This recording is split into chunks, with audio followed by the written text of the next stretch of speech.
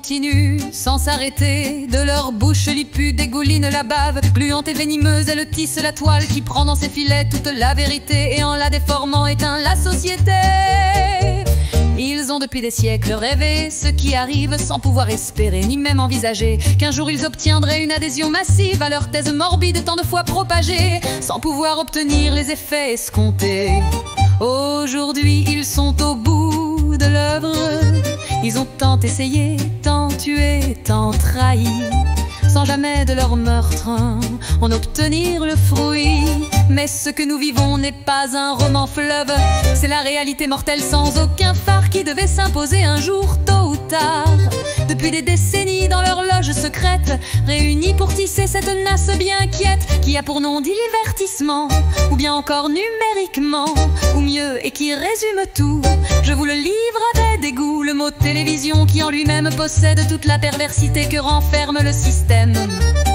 Cet outil qui fut un temps magique fut vite dévoyé puis idéologique. Il est ainsi devenu, avec beaucoup d'habileté, complaisance, corruption et complicité, un instrument de destruction de notre civilisation. Il s'appelle cyborg ou humain augmenté. Ils forment dans le monde une communauté. Ils n'ont pas de patrie, ils n'ont pas de frontières. Ils dirigent le monde sans aucune barrière. On pourrait donc penser que ce n'est pas si mal que des gens supérieurs puissent conduire le bal, qu'ils s'emploient au bonheur de notre humanité. Que demander de plus pour toute société? Mais il faudra bien vite déchanter ces surhommes non guère qu'une ne penser conserver à jamais leurs énormes avantages, en mettant si possible les autres en esclavage, puis en diminuant aussi l'humanité, s'assurant les ressources pour la minorité. Ce projet est en passe d'être enfin conclu. Vous, hommes ordinaires, allez vous accepter de devenir esclaves de tous ces malotrus.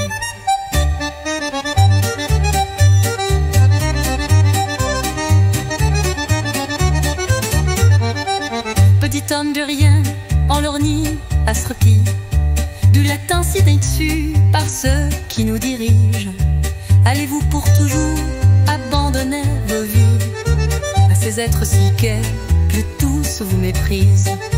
Comment ne pas comprendre que ce qui nous arrive, tant l'euro nous dédie de toutes les inepties d'un conseil corrompu qui, en catiménie, va permettre au pouvoir, sans que ça le défrise, d'empêcher les médias, encore indépendants, de dire la vérité sans aucun faux semblant, de permettre à tous ceux encore assez véloces d'échapper à ces monstres qui, toujours très féroces, ne reculeront pas devant des décisions qui pourraient même aller vers l'extermination.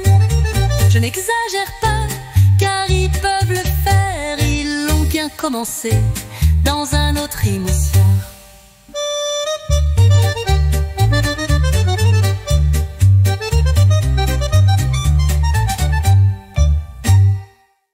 Il s'appelle cyborg ou humain augmenté. Ils forment dans le monde une communauté. Ils n'ont pas de patrie, ils n'ont pas de frontières. Ils dirigent le monde sans aucune barrière.